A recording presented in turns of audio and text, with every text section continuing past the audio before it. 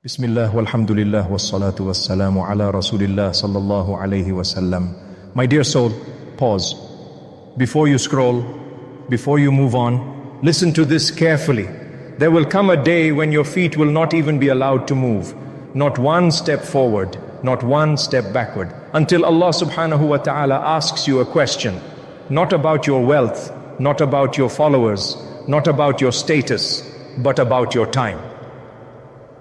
The Messenger of Allah, Muhammad sallallahu alaihi wasallam said, the feet of the son of Adam will not move on the day of judgment until he is asked about his life and how he spent it. Tirmidhi. Subhanallah, your life, your hours, your minutes, every morning you wake up with the same gift, and every night a portion of it is taken back forever. When I first reflected on this hadith, it shook me. Because for years I kept saying the same sentence. I don't have enough time. I believed it. I lived by it. I complained because of it. But Allah subhanahu wa ta'ala never said, I will ask you how busy you were. He said He will ask how you spent it. That realization changed everything. Time was never my enemy. I was misusing an amana. You see, time is not neutral in Islam. Time is sacred. So sacred that Allah subhanahu wa ta'ala swore by it. Wal-Asr. Innal insana lafi khusr. By time, indeed, mankind is in loss. Surah Al-Asr, ayah 1 and 2. Let that sink in. Allah swears by time and then declares that most of humanity is losing. Not because they are lazy, not because they are poor, but because they are unaware. Except those who believe, except those who act righteously, except those who remind one another of truth and patience. That night, when I read this surah slowly, I realized something painful. I wasn't losing time, I was bleeding it. I was busy, but disconnected, working, but unfocused, rushing, but directionless. Time felt heavy, life felt rushed. My heart felt empty. And maybe this sounds familiar to you too.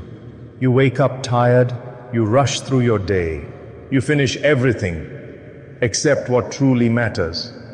And at night you collapse with guilt in your heart and noise in your mind. But Islam does not teach chaos. Islam teaches balance.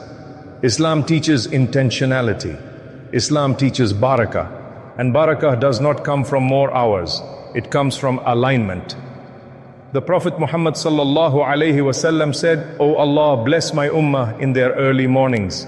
Ahmad, subhanallah. Barakah lives in the morning. Barakah lives in focus. Barakah lives in presence. But when we treat time like an enemy, we lose all three. We multitask and call it productivity. We stay busy and call it success. We exhaust ourselves and call it ambition. But Islam calls it something else. Heedlessness. The truth is painful but freeing. Time management is not about schedules. It is about who you believe you are. If you believe you are always behind, you will live rushed. If you believe time is scarce, you will waste it. But if you believe time is an amana from Allah, your entire relationship with life changes. You stop asking, how much can I do today? And you start asking, what does Allah want from me today? And that question changes everything. In the next part, we will uncover why focus, energy, and presence are not modern productivity hacks, but deeply Islamic principles. Principles the Prophet sallallahu alaihi wasallam lived by. Principles that turn chaos into calm and exhaustion into barakah. Stay with me. Because time was never your enemy. You were just never taught how sacred it really is. My dear hearts, there is a silent mistake many of us are making. We think the problem is that we don't have enough time. But the truth is, we don't have enough presence. We live fragmented lives. Half of our heart in one place, half of our mind in another. We pray while thinking about emails. We work while scrolling. We sit with our families while our souls are somewhere else. And then we wonder why the day ends and nothing feels complete. Islam does not teach fragmentation. Islam teaches ihsan. The Messenger of Allah Muhammad sallallahu alayhi wasallam said, indeed Allah loves that when one of you does something, he does it with excellence. Al-Bayhaqi. Excellence is not speed. Excellence is not multitasking. Excellence is focus. Yet we were taught to believe that doing more at the same time means doing better. Subhanallah, how wrong we were.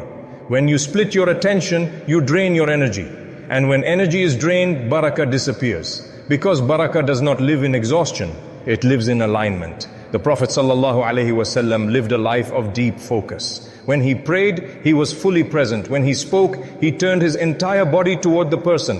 When he worked with intention. And when he rested without guilt. This is not coincidence, this is sunnah. Many of us burn out because we ignore how Allah subhanahu wa ta'ala created us. Your mind was not designed to run endlessly. Your soul was not designed to live disconnected from rest. Even the alternation of night and day is a sign of divine balance. Allah subhanahu wa ta'ala says, and we made the night for rest. Surah An-Naba ayah 9. Rest is not laziness. Rest is obedience, when done with intention. But here is where it gets deeper. Time management is not just about focus. It is about energy. You can have free time and sit. You'll feel exhausted because exhaustion is not from lack of hours. It is from lack of purpose. That is why the early mornings are so powerful. The Prophet ﷺ made a dua. Oh Allah, bless my ummah in their early mornings. Barakah lives where most people are sleeping. Barakah lives where distractions are quiet. Barakah lives where the heart is still soft. But if your nights are filled with noise, screens, and restlessness, your mornings will be heavy. And when mornings are heavy, the entire day feels rushed. This is why anchoring your day around Salah is not just worship, it is strategy. Fajr is not only a prayer, it is a reset. It reminds you who you belong to before the world starts demanding from you. And when you begin the day with Allah subhanahu wa ta'ala, you no longer feel chased by time, you walk with it. There is another mistake many people make. They overload themselves with endless lists, 10 tasks, 20 goals, 30 expectations. And at the end of the day, they feel like failures. But Islam does not demand overload. Islam demands clarity. Even the obligations of Islam are clear and limited. 5 prayers, clear pillars, clear priorities, not chaos, not overwhelm. That is why simplicity brings peace. When you choose one meaningful action instead of 10 scattered ones, you protect your soul. When you give focused time to what truly matters, Allah places barakah in it. And suddenly, the same 24 hours feel different, lighter, calmer, more alive. Now, we will uncover the deepest truth of all. Why your identity determines how you experience time, why the words you repeat shape your days, and how to stop living as a victim of the clock and start living with barakah. Stay with me, because once your relationship with time heals, your entire life begins to heal with it. My dear soul, let me tell you the deepest truth about time. Time is not your enemy. Time is an amanah. And the moment you understand this, everything changes.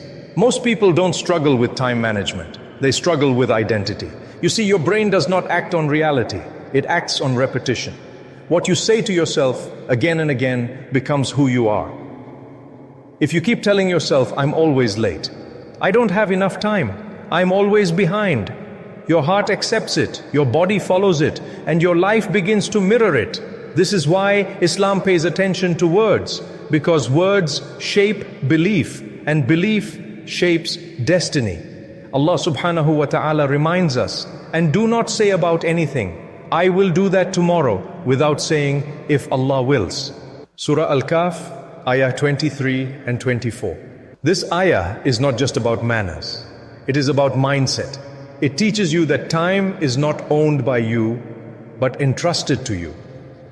And when you shift from, I don't have time to, I am a trustee of time, your nervous system relaxes, your heart slows down, your soul aligns. Because a trustee does not panic, a trustee protects, a trustee prioritizes, a trustee acts with intention. This is why the Prophet Muhammad sallallahu alaihi wasallam lived with such calm presence. He was never rushed, never chaotic, never empty, even when his responsibilities were heavier than ours. Why? Because his identity was clear. and identity always comes before systems. But once identity is healed, systems begin to work. This is where your days transform, not by controlling every minute, but by anchoring your life to Allah subhanahu wa ta'ala. Anchor your day with salah. Let Fajr be your compass. Let Dhuhr reset your pace. Let Asr remind you time is moving. Let Maghrib soften your heart. Let Isha release the weight of the world. This is not scheduling. This is surrender. Then define what truly matters. Not everything deserves your energy. Not every notification deserves your attention. Not every demand deserves a yes. The world runs on noise. But barakah lives in signal. The signal is your connection with Allah, your family, the work that truly moves your purpose forward. Everything else is background static. And when you reduce the noise, you begin to hear your soul again. This is why choosing 3 to 5 non-negotiables changes everything. Because now you are no longer drowning, you are directing. You stop reacting to time and start leading it. And something beautiful happens. The same 24 hours, but a completely different life. Before, late nights, heavy mornings, guilt, exhaustion, constant rushing. After, early prayer, focused work, present moments, peaceful evenings, a heart that feels full. Subhanallah, nothing magical changed except who you believed you were. From a victim of the clock to a servant of Allah subhanahu wa ta'ala, walking with barakah. Allah subhanahu wa ta'ala swore by time for a reason. وَالْعَصْرِ إِنَّ الْإِنسَانَ لَفِي خُسْرٍ. By time, indeed mankind is in loss. Surah Al-Asr, ayah 1 and 2. But He did not leave us hopeless. He gave us the way out. Faith, righteous action, truth, patience. This is time management in Islam. Not hustle, not burnout, not chaos, but alignment. So today, don't ask, how do I get more time? Ask, how do I protect the time Allah has already given me? Because when you honor time as an amana, Allah places barakah inside it. And when barakah enters your life, you don't just have time, you have peace. And that changes everything. Now take a deep breath and gently close your eyes. Lift your hands, feeling the energy within, and join me in a whispered moment of connection. Allahumma barik lana fi awqatina, waj'al a'marana hujjatan lana la alayna. Ya Allah, Subhanak, You are the one who created time, and we are the ones who keep losing it. Ya Rabb, we stand before you with heavy hearts, with days wasted, with hours lost, with intentions delayed. Ya Allah, we confess, we complained about not having time, while you